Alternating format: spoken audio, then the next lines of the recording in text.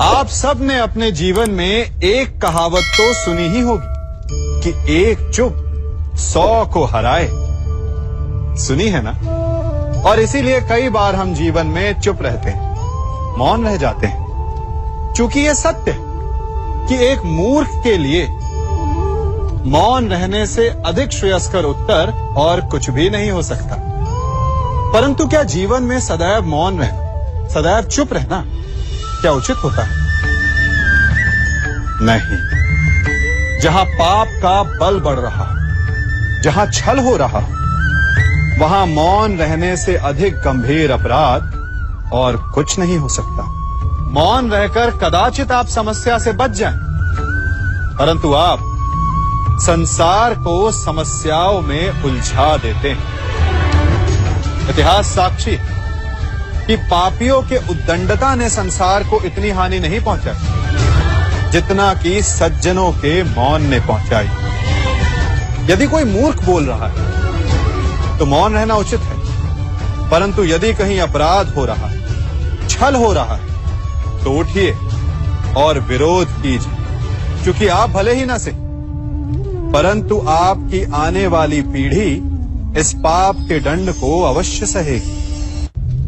अपने जीवन में आप कितने मित्रों से मिलते होंगे, कितनों को आप स्वयं जानते होंगे, कितनों का आप शुभ चाहते होंगे और कितने आपका शुभ चाहते होंगे, और कितने ऐसे भी होते हैं कि आपके समक्ष आते, आपसे मिलते वो अपने जीवन का दुखड़ा गाने लगते हैं कि उनका कोई कार्य ही नहीं बनता।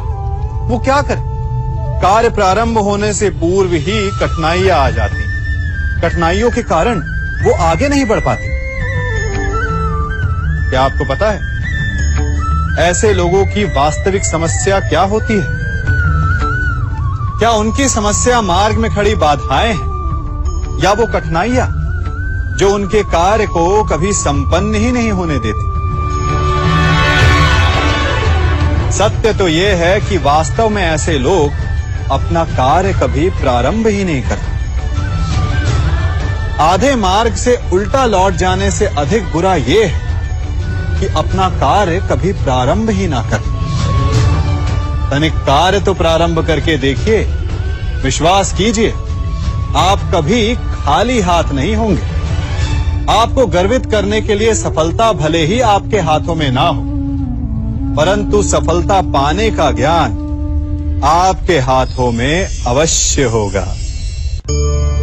हमारे जीवन में मित्र और शत्रु बड़े मायने रखते हैं। मित्र वो जो हमारा हित चाहे, जो हमारे सुख दुख में हमारी सहायता करे, हमारा साथ दे।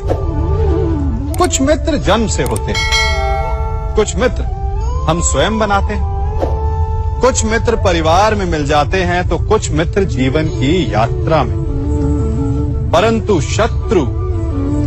शत्रु हमें जीवन में कभी भी मिल जाते हैं। परंतु क्या आपने कभी सोचा कि वास्तविकता में आपका सबसे बड़ा शत्रु है कौन? आपका सबसे बड़ा शत्रु आपके भीतर छिपा बैठा है, और वो है आपका क्रोध। आप जिनसे रुष्ट होते हैं, उन पर क्रोध करते हैं, उन्हें हानि पहुंचाने का प्रयास करते हैं। परंतु तनिक शांत मन से सोचिए, जिन्हें आप हानि पहुंचाना चाहते हैं, ऐसा करने से पूर्व आप स्वयं भीतर से जलते हैं। क्रोध एक सुलगते हुए अंगारे के समान होता है, जिससे आप अपने शत्रु को जलाकर भस्म कर देना चाहते हैं। परंतु ऐसा करने से पूर्व आपको स्वयं उस सुलगते हुए अंगारे को उठाना पड़ता है, और शत्रु से पहले स्वयं को जलना पड़ता है, उसकी पीड़ा सहनी पड़ती है। तो यदि आपको अपने शत्रुओं से मुक्ति पानी है, तो पहले आप स्वयं के क्रोध पर नियंत्रण करना सीखिए। परिवार, संतान, हमारे अपने हमें कितने प्रिय होते हैं। उनकी सुरक्षा के लिए, उनके सुख के लिए हम क्या नहीं करते। अपनी संतानों को सुसज्जित कोमल जूते देते हैं ताकि उनके पांव को चोट ना लगे। उनके मार्ग में कांटे ना चुभे, उन्हें पीड़ा का अनुभव ना हो। अच्छी बात, परंतु इस प्रक्रिया में हम एक बात भूल जाते हैं कि पांव को पांव होने का अनुभव तभी होगा जब उसका स्पर्श धरती से होगा, जब वो तपती रेत पर चलेगा, जब वो भीगेगा, जब पांव कांटों में उलझेंगे। ठीक वैसे ही हमारे प्रियजन हमारी संतानों के साथ भी होता है।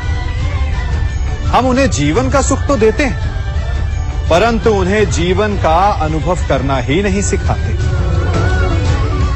करने दीजिए उन्हें अपने जीवन की कठिनाइयों का सामना, लड़ने दीजिए उन्हें अपने मार्ग के कांटों से। यदि स्वयं सीखेंगे तो अपनी आने वाली संतानों को भी सिखा पाएंगे, है ना? ज्ञान, दान, मान, परमार्थ, इन्हें सबसे बड़ा धर्म कहा गया है। और ये धर्म है भी, परंतु धर्म का पालन भी सोच समझ कर करना चाहिए। यूं समझिए कि आपके पास एक बीज है, यदि आप उसे अच्छी माटी में बोते हैं तो वो फलेगा, फूलेगा, उसे देखकर आपको सुख मिलेगा। और यदि आपने उस बीज को कीचड़ में डाला तो क्या वो उगेगा? क्या उसका जन्म होगा? नहीं, वो कीचड़ में सड़कर अपना अस्तित्व खो देगा और कीचड़ का अंश बन जाएगा। और यही नियति ज्ञान, मान, दान और उपकार की भी होती है। सुपुत्र को दिया गया ज्ञान, उस पर किया गया उपकार फलेगा, आपको सुख देगा, अपनी श्रृंखला बनाएगा। और कुपुत्र को दिया गया ज्ञान, उस पर किया गया उपकार कीचड़ में डाले गए बीज के समान है, जो अपना अस्तित्व खो देगा। हम सब अपना जीवन शांति से जीना चाहते हैं, अपना हर पल आनंद में भोगना चाहते हैं, परंतु ऐसा नहीं कर पाते। कारण क्या? कारण है इस समस्या का? क्या हमारे शत्रु इसका कारण है, या हमारे उत्तरदायित्व, या फिर समय की कमी? नहीं, कारण है हमारा भय। ये भय कि कोई क्या कहेगा, हमारे विषय में कोई क्या सोचेगा, है ना? हम स्वयं जीते हैं, स्वयं मरते हैं, तो फिर जीते समय संसार की चिंता क्यों करते हैं? हाँ, संसार का अहित ना कर, ये बात अवश्य ध्यान में रखने योग्य है। परंतु संसार के सोच की चिंता करके स्वयं का जीवन नष्ट कर, ये कहां तक सही? जब आप आनंद में नाचें तो ऐसे नाचें कि जैसे आपको कोई देख ही नहीं रहा है। जब आप गाएं तो ऐसे गाएं कि आपको कोई नहीं सुन रहा। स्वयं को संसार समझें और इस धरा को स्वर्ग समझें। यदि अपने जीवन में आप 4 पल भी ऐसे जी पाएं तो आपका जीवन सफल हो जाएगा। मनुष्य के जीवन में कितनी कठिनाइयां आती हैं, एक से एक बढ़कर जटिल समस्याएं आती हैं कि मेरा भविष्य क्या होगा, मेरे संतान का भविष्य क्या होगा, क्या मेरा ऋण चुक पाएगा, क्या मैं भविष्य में अपना इच्छित लक्ष्य पा पाऊंगा? परंतु एक बात बताइए, क्या वास्तव में ये कठिनाइयां, ये समस्याएं इतनी जटिल हैं? क्या इनमें इतनी शक्ति है कि ये आपका मार्ग रोक सके? क्या इनका उत्तर पाना इतना जटिल है? नहीं, तनिक शांत मन से विचारिए। कई बार उत्तर इतना जटिल नहीं होता जितना कि प्रश्न। वास्तविकता में आपके मन में जो प्रश्न है वो जटिल है, किंतु उत्तर तो बड़ा सरल है, और वो उत्तर है कर्म। कर्म कीजिए, और धीरे धीरे आपके मन में जटिल प्रश्न और आपके मन की जटिलता दोनों ही समाप्त हो जाएगी।